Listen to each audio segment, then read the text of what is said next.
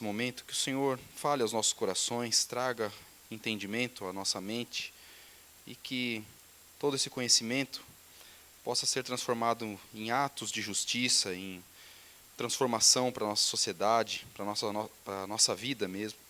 Abençoe essa igreja, ó Pai, para que nós sejamos sal e luz por onde passarmos. Nós pedimos essas bênçãos em nome de Jesus. Amém. Uma breve revisão, então, do que nós vimos até agora.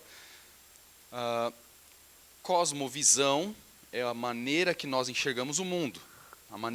Cosmovisão cristã, então, é a maneira cristã de enxergar o mundo. Como que um crente olha para o mundo? Como ele interpreta o mundo?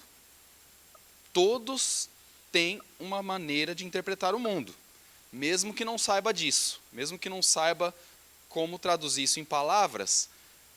Toda pessoa que chega nessa terra tem uma maneira de interpretar, tem uma tese, tem uma teoria, ainda que ela não saiba explicar. Os cristãos têm uma maneira de interpretar o mundo como um todo, e a gente está vendo esse impacto, né, dessa compreensão cristã nas artes. Então vimos que recebemos um mandato cultural, ou seja, o homem precisa cuidar de tudo, dominar sobre todas as coisas. Quando a gente fala todas as coisas, todas as áreas do conhecimento, toda a criação. Foi dado a Adão o dominar sobre os animais, a nomear os animais. Como que Adão fazia isso? É curioso, né? Ele observava a característica dos animais e nomeava conforme a sua característica.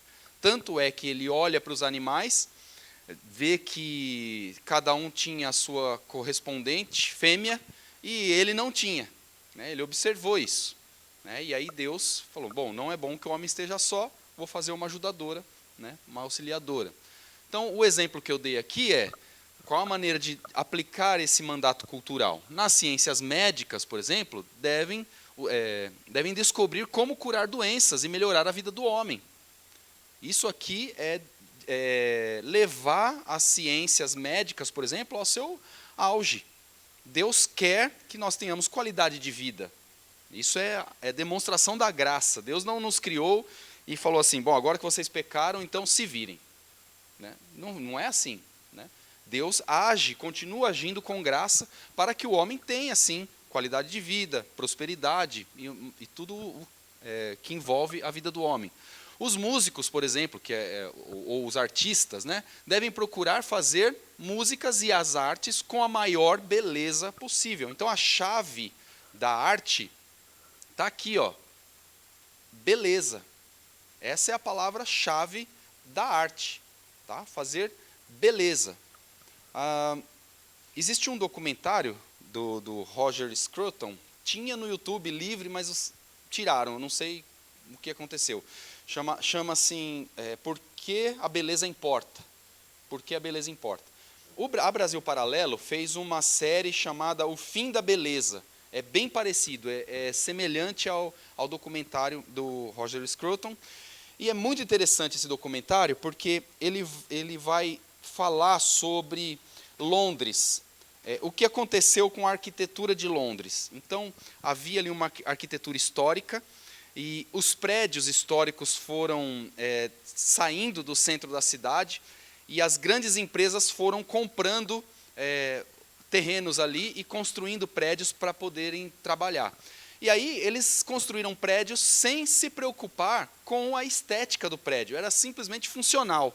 Levantavam aqueles prédios quadrados, tal, sem detalhes, e aí a empresa funcionava ali. Depois de alguns anos a empresa saiu, ficou aquele elefante branco lá no meio da cidade, que era tão bonito, deixaram lá. O que aconteceu com a cidade? Ela foi se degradando. O pessoal foi pichando, foi depredando, foram acabando, quando de repente o centro da cidade virou um caos, né? Virou um caos, ficou feio, ficou algo destruído.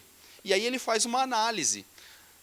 Quanto mais quando você extingue a beleza, você não tem o desejo de preservar, porque aquilo não te atrai. Ao contrário, você quer destruir. Né? Então ele faz todo um raciocínio filosófico, né, em cima daquele ato, daquele conceito, para mostrar que a beleza importa para a preservação. Existe uma política no metrô de São Paulo que é assim, quando aparece uma pichação na estação de metrô, eles no mesmo dia vão limpar. Eles não deixam aquilo, porque a degradação chama mais degradação. E aí, se deixa aquela pichação, logo vem outra, até que fica tudo destruído. Então, eles têm essa política, né? Então, a beleza, ela importa. A gente viu também sobre as esferas do conhecimento. Então, a gente viu que cada um desses bloquinhos aqui é uma esfera soberana em si mesmo, que deve autoridade somente a Deus. Tá? Então, o Estado não deve interferir no conceito de família, ou no funcionamento da família, assim como não deveria interferir no conceito de escola, de artes, de igreja, trabalho. Né? O Estado, ele existe para uma função e ele deveria cumprir essa função, de trazer justiça, né, onde há injustiça, né, e cuidar para que haja segurança onde não há segurança. Não é só... voltou. Não é uma questão de ele definir o que são todos esses pontos. Por quê? Porque, por exemplo, o conceito de família, ele é definido por quem, inicialmente? Por Deus. Então, o Estado, ele é posterior à família. Ele vem depois da família. Então, a definição de família é dada por Deus através da Escritura. Essa é a cosmovisão cristã. Como nós olhamos para o mundo? Nós olhamos para o mundo através da criação. Deus criou todas as coisas. O mal existe no mundo por conta da queda, por causa do pecado. Tá? Existe a necessidade de redenção e Deus opera um processo, cria um processo de redenção, né, através da encarnação do seu Filho, que morre pelos pecados e ressuscita ao terceiro dia, e por conta dessa obra há uma promessa de vida futura. Então nós vivemos nesse mundo debaixo dessa estrutura aqui, criação, queda, redenção e consumação. Haverá uma vida, né, em novos céus e nova terra. A gente viu que a cultura não é neutra, né, que a vida que a gente vive aqui é de embate de cosmovisões. Como eu disse, todo mundo tem uma cosmovisão, ainda que não saiba explicá-la. Então, se a gente chegar para evangelizar uma pessoa, a gente vai ter um conflito imediato de cosmovisão. Né? Eu vou conversar com alguém que é muçulmano, ou com alguém que é espírita, ou alguém que é ateu, eu vou ter imediatamente um problema de cosmovisão. Preciso entender isso. Né? Ele já não entende que Deus é Deus criador, que o mundo foi criado por Deus. Ele nem acredita em Deus. Né? O conceito de Deus para ele, não existe nada. Então eu vou ter que trabalhar esse conceito para que mostre para ele que não, existe um Deus, existe ética, existe moral. Você chora quando um parente seu morre, mas por quê? Né? Por que você chora? Por que você tem esses sentimentos? Por que você ama? Né? E aí você vai falando, não, a gente ama e a gente tem essas coisas porque isso foi dado para a gente. Né? Não é uma coisa que foi somente pela sociedade criado. Não, existe um ser perfeito, cuja ética, moral, a perfeição reside nele. E a gente busca fazer o que é reto, o que é certo, porque Deus é correto, Deus é perfeito, porque Deus ama, por isso a gente ama. Enfim, a gente vai ter esse conflito de cosmovisões e a arte, então, enfrenta e está dentro dessa luta, dessa guerra de cosmovisões. A gente viu que a Bíblia defende a arte, Deus mesmo coloca elementos no tabernáculo não só pela sua utilidade, mas pela beleza. Tá? Então, os querubins aqui, né, de ouro no propiciatório, né, de ouro batido. Por que o uso dessa figura? Não é porque querubim é santo, né, é uma imagem sagrada. Não é isso. É porque era bonito. Nesse documentário que eu citei, Porque a Beleza Importa, o Roger Scruton cita um escritor famoso chamado Oscar Wilde. E ele fala, uma frase dele é bastante importante, ele fala, as principais coisas da vida, você não pode tratá-las com pragmatismo. Ou seja, vou pôr uma função nela, né? Isso aqui funciona dessa maneira, existe para essa função. Se você estabelecer essa função, você mata, você tira o sentido da coisa. Vou explicar. Casei com a minha esposa, amo a minha esposa, viverei com ela até morrer. E eu casei por amor. Se eu chegar para ela, se eu dissesse para ela no início do nosso relacionamento, olha, eu te amo, mas eu estou de olho no seu dinheiro. Eu amo, vou viver com você eternamente, né? Até a gente morrer, mas eu estou de olho no seu dinheiro. O que eu acabei de fazer com o amor? Matou o amor, acabou, né? Porque ninguém subsiste ao interesse, né? O interesse está maior ali do que o amor, né? A amizade é a mesma coisa.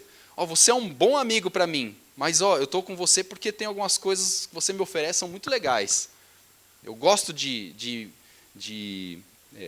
me favorecer, me servir daquilo que você tem. O que você fez com a amizade? Acabou com a amizade, né?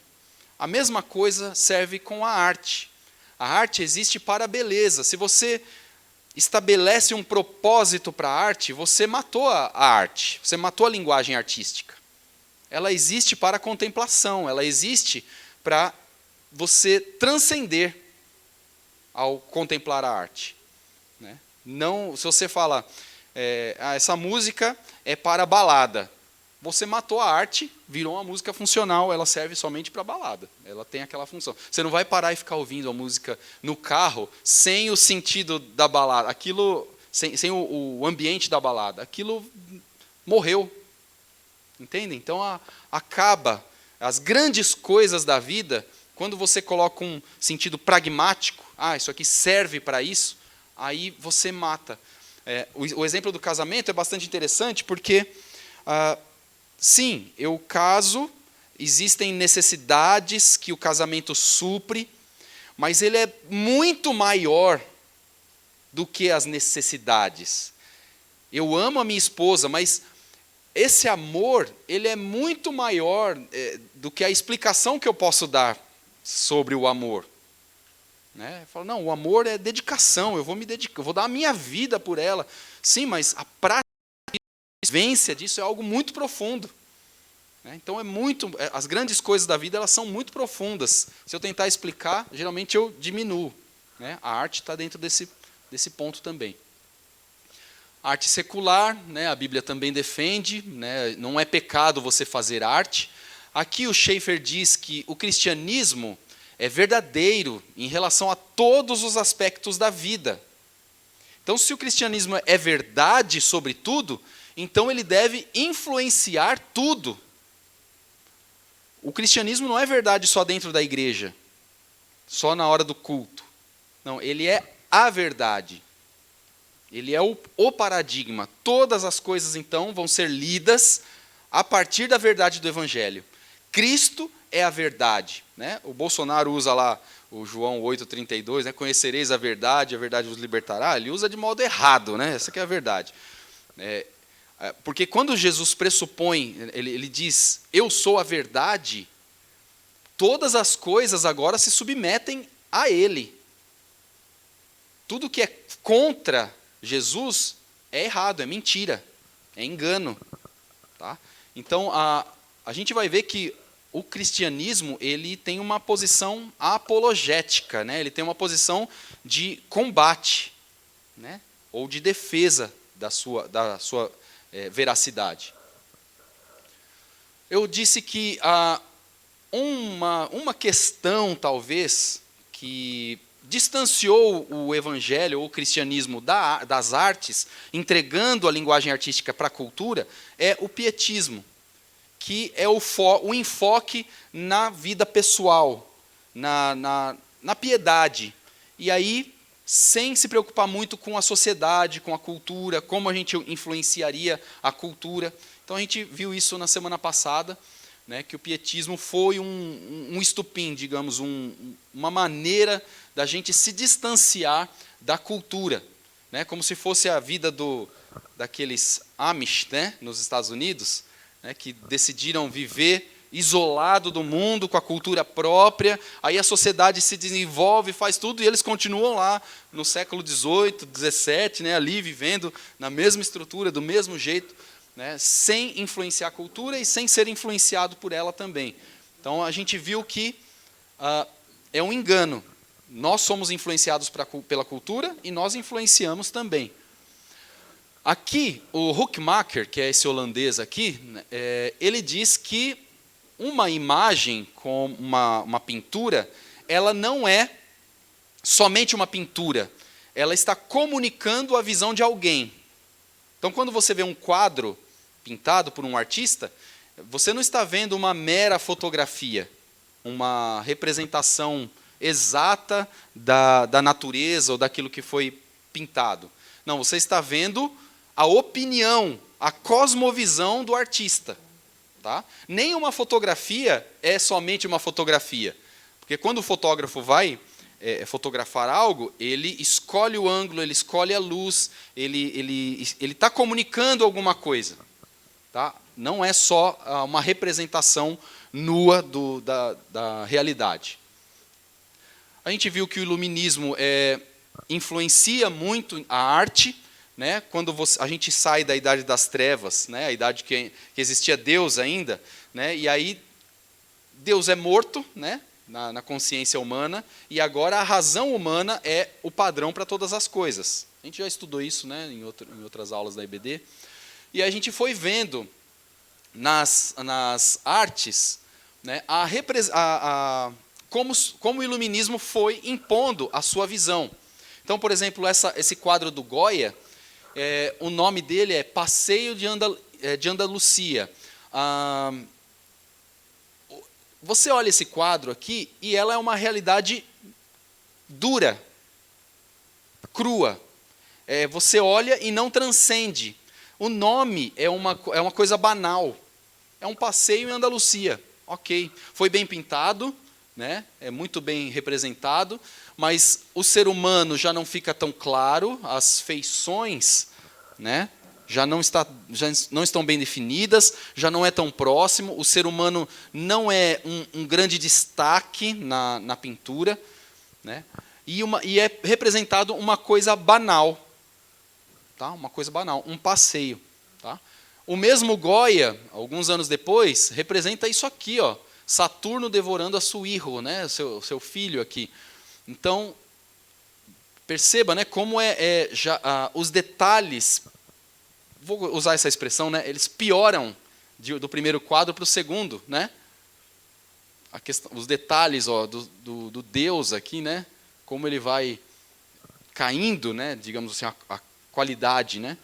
Se eu falo isso numa universidade, os caras me apedrejam. Né? Na verdade, existe beleza, mas ela tem um problema de cosmovisão. Né? Eu faço uma comparação com o Mozart, do mesmo período, né, onde a forma é mais importante do que o próprio conteúdo, é um aprisionamento à forma. A gente vê aqui o Monet, que já é um pouco mais para frente, né, século XIX. Impressionismo, falei que esse impressionismo foi um nome que o Monet adotou, foi uma crítica de um jornalista que olhou a obra do Monet e falou: isso parece um trabalho de uma impressora, nem parece que foi um pintor que fez, né? Porque é muito raso, né? Não existe muitos detalhes assim profundos, né? E aí só parece que foi feito por uma impressora. E aí ele pegou essa ironia e adotou para ele. Então tá bom, meu estilo é isso aí mesmo, impressionismo, né? E aí incorporou. Então vocês percebam que a figura humana já é um mero borrão, né? Uma silhueta aqui bem longe, com um quadro. O próprio sol já é bem longe. É bonito, é legal, o artista é bom, né? Mas a cosmovisão dele está apresentada no trabalho dele. Sempre está. O artista nunca consegue negar aquilo que ele entende do mundo na obra dele. Então, não há realidade por trás das sensações. Estas são tudo que existe. Começa a surgir aquela coisa de você olha, o significado do artista já não importa tanto, o que você olhou e sentiu é o que importa. Tá? E isso vai ganhar cada vez mais força. Debussy é a versão da música, tá? Impressionista. Ele faz o que o Monet faz com a arte, o Debussy faz com a música. É bem interessante ouvir Debussy, onde a tonalidade já não é central, já não é uma coisa muito forte, é uma música flutuante, muda muito de ambiente, né? Então é bastante interessante observar o trabalho do Debussy. Aqui a gente vai ter o Gauguin, que representa uma figura sacra deturpada, né? Então já mostra uma deturpação do trabalho artístico, mesmo com coisas sacras. Então, o Filho de Deus nascido, né? Século XIX também, final do século XIX. Aqui, ó, é um bebezinho com uma auréola na cabeça, então seria o Filho de Deus, né? Jesus. Uma serva aqui, ó, uma outra serva aqui. Os animais aqui na estrebaria, aqui ao fundo, né? Tem uma vaca aqui, tem um cavalo. E aqui seria a Maria, ó, ela está deitada na cama, como quem acabou de dar à luz, e tem uma auréola aqui também na cabeça dela, mostrando que é sagrado, né? Mas o Gauguin viveu, eu não lembro, eu esqueci de pesquisar, a nacionalidade. Ele viveu num outro país, ele é francês, mas viveu bastante nesse país da América Central, e aí ele representou um nascimento do Filho de Deus com a nacionalidade daquele país que ele viveu, né, deturpando isso. Mas a gente pode ver que os detalhes, né, não existe, embora ele tenha colocado a auréola, não tem nada de sagrado, não tem piedade nessa pintura. Tem deturpação, né? Tem deturpação da natureza ali, né, daquilo que foi feito. Falando em deturpação, esse aqui é Arnold Schoenberg, ele vai também destruindo a música, a estrutura tradicional da música, a tonalidade, ele vai destruindo e cria um sistema chamado dodecafonismo. Dodecafonismo é os 12 sons. A gente tem dó, dó sustenido, ré, ré sustenido, mi, fá, fá sustenido, sol, sol sustenido, lá, lá sustenido, si, dó. 12 sons. E aí o dodecafonismo é um sistema que você tem que criar um tema usando os 12 sons. Então, ele destrói o conceito de tonalidade, né, um centro tonal. E aí a música fica sem chão, fica uma coisa doida. Assim. Depois é interessante ouvir, porque você vai ver que é uma bagunça completa. O Matisse, no mesmo período, né, aqui, final do século XIX, já vai também deixando a figura humana sem detalhes, e todo o desenho sem detalhes. O motivo continua banal, né? Mesa de jantar, uma coisa totalmente banal, é duro, não tem transcendência, sabe? É isso que a gente olha para a pintura e não transcende, não te leva a Deus, a um pensamento de algo superior, né? E então você vê que a mesa e a parede têm mesma textura.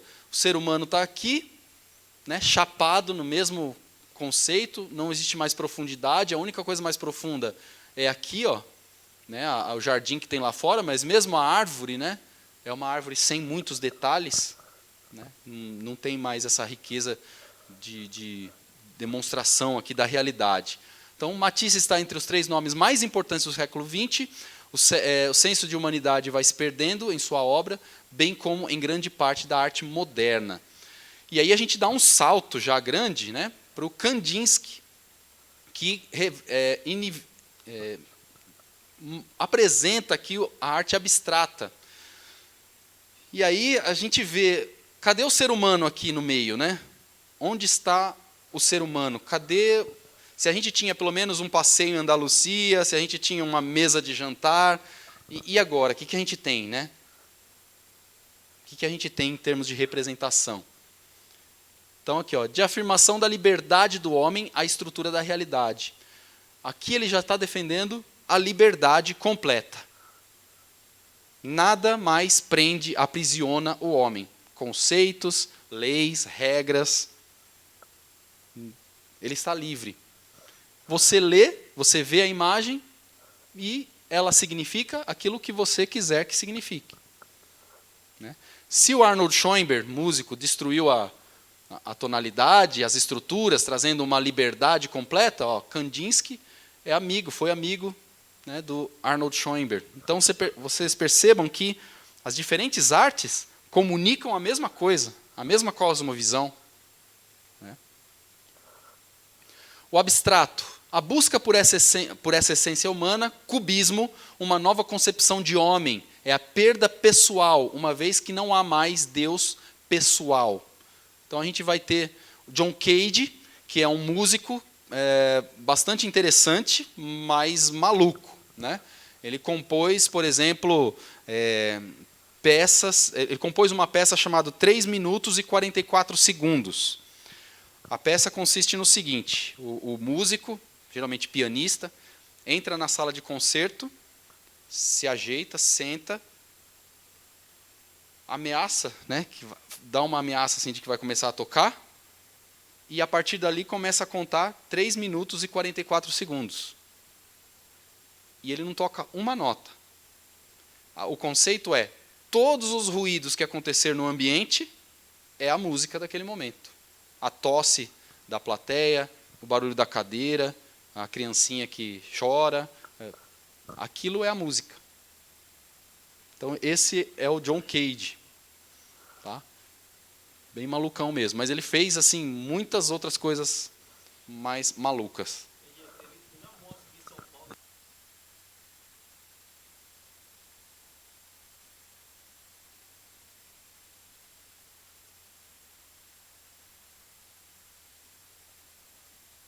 Uma coisa é bom, foi barato esse... É isso aí. É isso aí, é isso aí. É isso aí. Isso é o conceito de arte moderna. Né? O significado não está na arte, está no espectador, naquele que vê. Né? Aí, se a gente começar a falar disso, né, tem coisas tão malucas, né, que a gente já viu por aí. Então a gente tem o Picasso. Né? O Picasso passa por muitas etapas até chegar ao cubismo. Esse é o estilo do Picasso.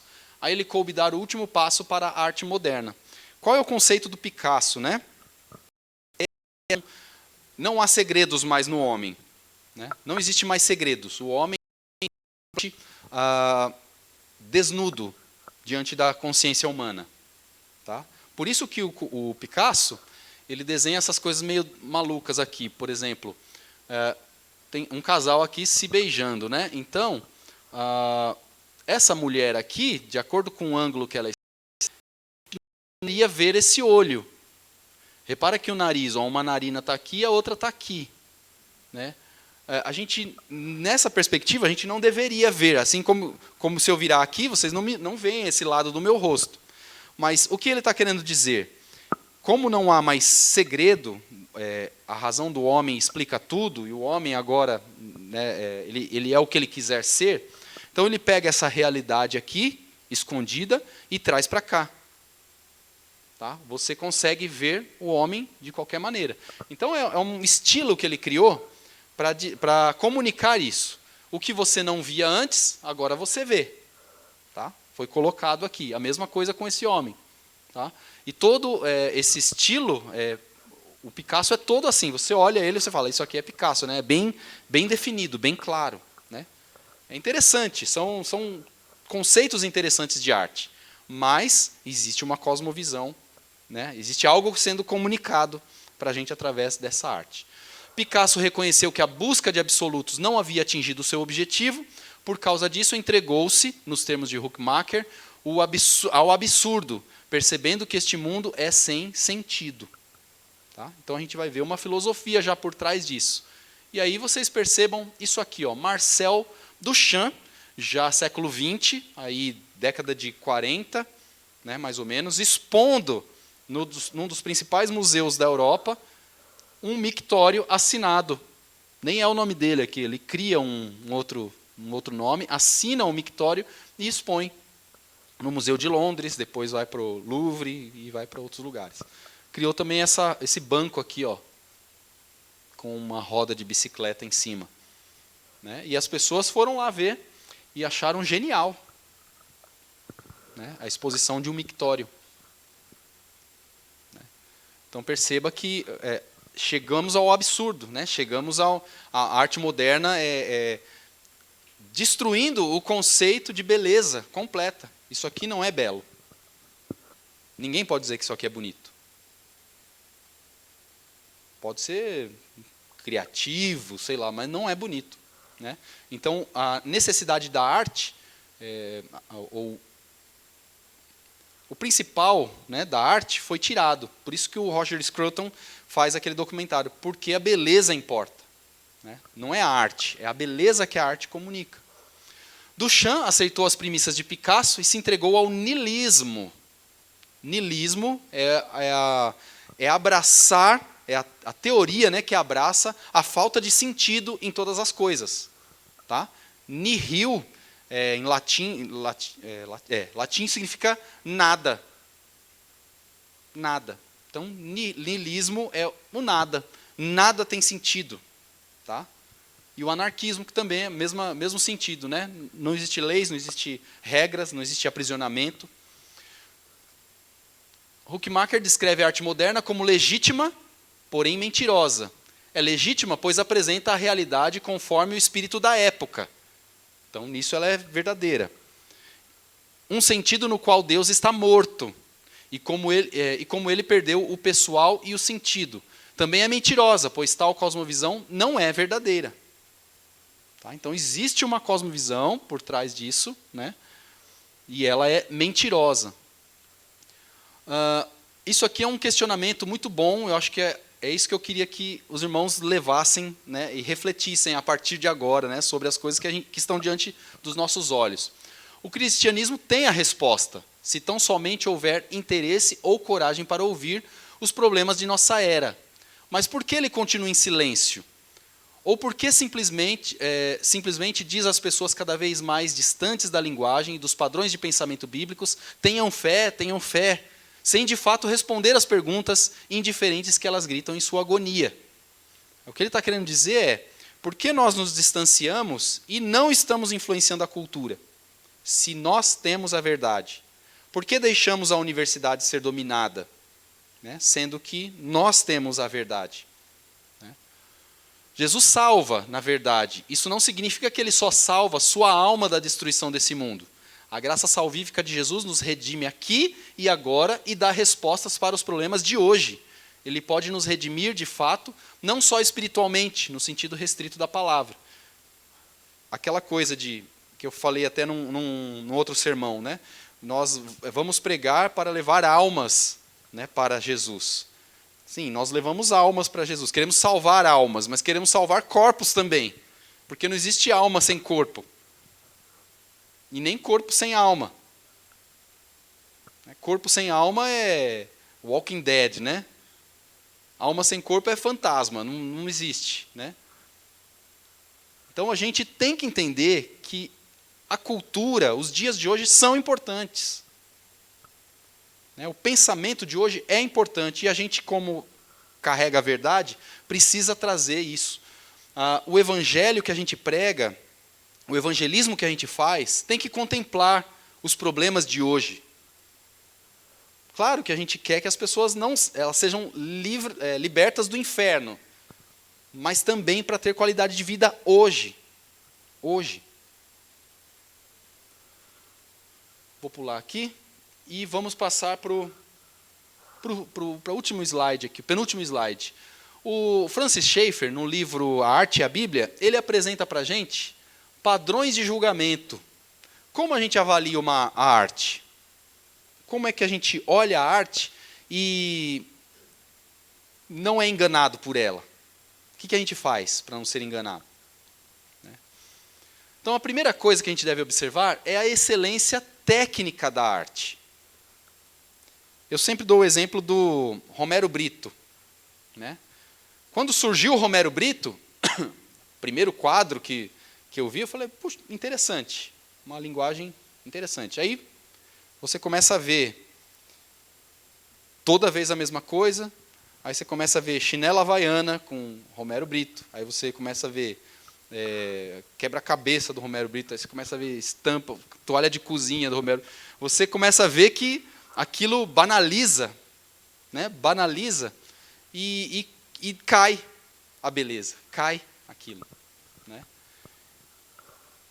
Você tem que ver se o artista é bom, se ele conhece aquilo que ele está fazendo, se ele pinta bem, se o traço dele é curioso, se é interessante, qual é a técnica que ele usou, se ele usou tinta a óleo, se ele usou que material que ele usou para pintar, se foi pontilhismo, se foi, enfim, né? Qual foi a técnica que ele usou? Se o músico toca o seu instrumento, como ele toca? Se ele conhece o seu instrumento, se ele faz alguma coisa diferente, aquilo que não é tão comum, que tenha valor. Porque um elemento importante da arte é que ela não seja a repetição de alguma outra coisa. Quando você se propõe a fazer arte, né? Porque às vezes a gente toca o nosso instrumento e a gente não está com uma proposta de fazer arte, mas simplesmente reproduzir, enfim, representar alguma coisa, né? Mas quando eu assumo que eu sou artista e eu quero fazer algo que marque época, que seja exposto, aí eu preciso ter uma excelência, né, maior. Eu preciso mostrar algo diferente, um valor diferente. Então eu preciso conhecer, né, da técnica. Por exemplo, eu fui na exposição do Picasso há anos atrás, lá na Oca, no Parque Ibirapuera. E aí a gente vê essas obras do Picasso, mas antes dele fazer essa obra mais conhecida dele, tinha coisas que ele fez, né, como estudo. E era impressionante. Ele realmente tem um domínio técnico impressionante da pintura, né? Só que ele decidiu ir por aquele caminho, por uma questão de cosmovisão, né? A validade é o que comunica, né? Tem valor. Qual é o valor dessa arte?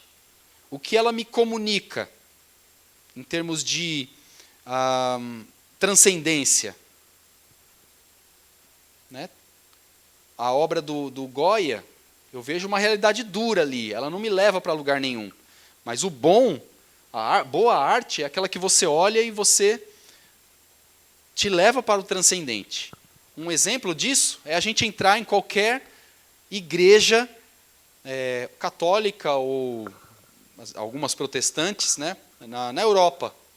Quem já teve a oportunidade de entrar, né, ou foi a Roma, né, e entrou numa igreja. O que acontece quando você entra numa igreja daquelas, né, grandiosas ali, século XIV, XV, né? Aliás, uma vez eu fui na Alemanha e andando numa ruazinha assim, em Stuttgart, passei por uma igrejinha assim, como pequenininha, uma igreja bonitinha, pequenininha, passei assim, aí tinha uma plaquinha, deu curiosidade, fui olhar, a igreja do ano 1000. Caramba, como é, né, passar, a gente não sabe o que é isso, né, passar numa igreja, uma construção do ano 1000, é impressionante. Conheci um moinho também, um moinho, né, de farinha, que faz farinha, essas coisas. E aí tinha um tronco assim gigantesco que sustentava aquele moinho. Também tinha 1000 anos, aquele moinho, aquele tronco. Então, umas coisas assim impressionantes, né? Mas quando a gente entra numa igreja dessa, na Europa, a gente passa pela porta e a gente faz assim, né? Aquele pé direito gigantesco, aquelas colunas gigantescas. Você fala alguma coisa, vai para você se sentir pequeno. Você entrou na casa de Deus, o que tem que acontecer com você? Você tem que ser humilhado, né? Você entra ali, você... Caramba, eu sou minúsculo, não existo aqui, olha a grandiosidade disso. Essas coisas comunicam, isso transcende.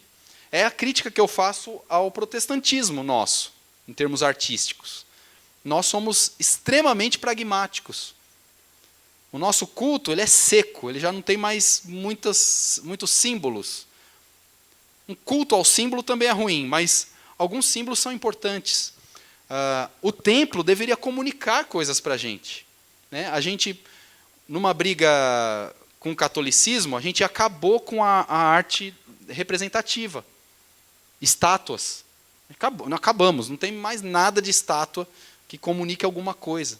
Por quê? É o medo da idolatria. Mas não é condenado a arte representativa na Bíblia. É condenado o culto à arte representativa. Você fazer daquela estátua um Deus. Aquilo é ruim. Então nós matamos esses símbolos que são importantes e comunicam para a gente. Transcende, nos ajudam a transcender. Então, validade. Conteúdo intelectual, a cosmovisão que está sendo comunicada. Então, você viu a beleza, a excelência técnica, você viu que ela transcende, que ela é bonita, que ela te eleva, e aí você vai ver agora o que ela comunica em termos de cosmovisão.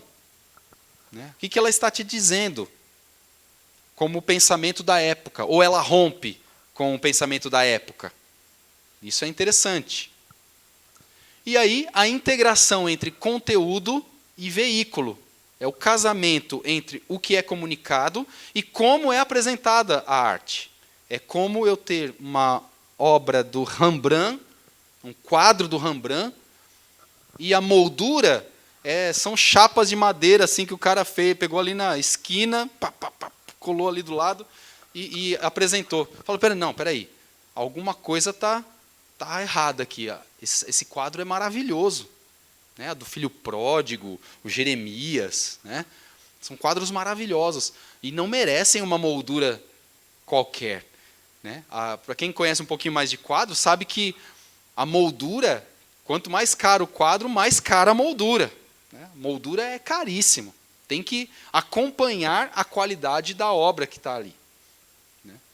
Então, é o casamento entre o conteúdo e o veículo. Eu uso o exemplo também de... Vou falar sobre a morte de Cristo. A morte vicária de Cristo, dolorosa. Né? E aí eu escolho um samba enredo assim, para falar sobre a morte de Cristo. Um sambão, ok? Escola de samba. O conteúdo pede uma introspecção, né? Uma reflexão. E a música comunica uma alegria extravagante. As duas coisas não... E a gente vê a gente forçando a barra e tentando fazer o casamento das duas coisas. Não fica bom. Não fica bom. Então, isso é avaliado, a integração entre conteúdo e veículo. Para terminar, duas frases aqui do Debussy, falando sobre Bach. Bach, Johann Sebastian Bach, um alemão, que nasceu em Eisenach, na Alemanha. Ele é o maior músico de todos os tempos. Ele compôs especificamente para a igreja, mas a sua obra foi tão grandiosa que transcendeu, saiu da igreja. Ele morreu desconhecido, pobre, cego. Né? A mulher dele também, Ana Madalena, também morreu pobre, sem o reconhecimento da sua obra.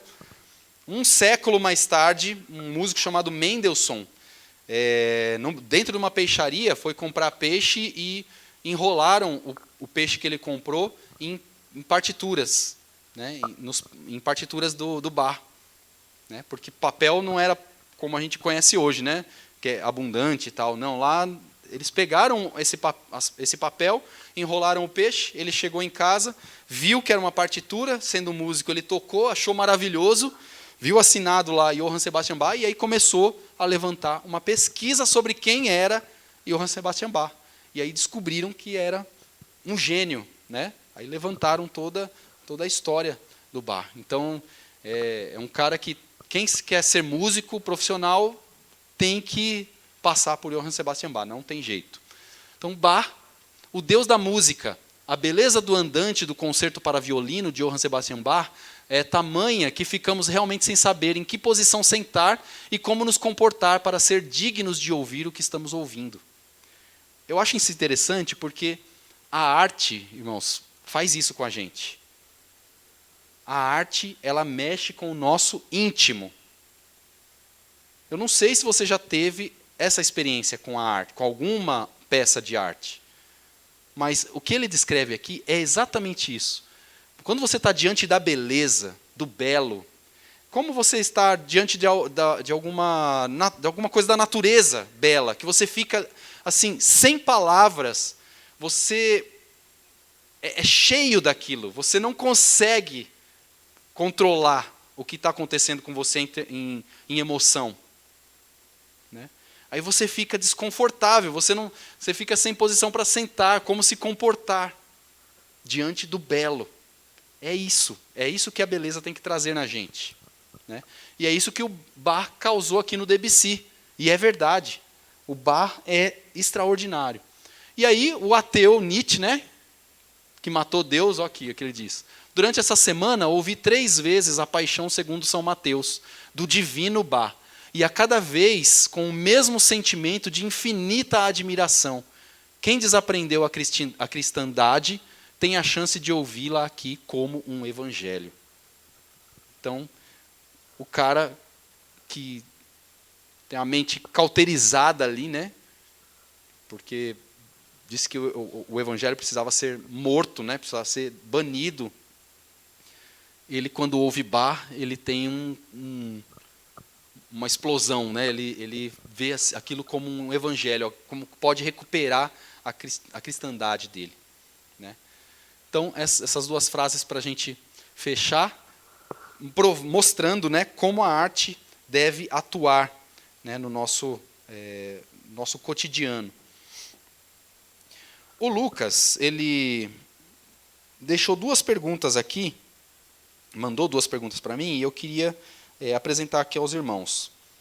Ele disse assim: a gente consegue ver o impacto da falta da ética e valores cristãos nas artes.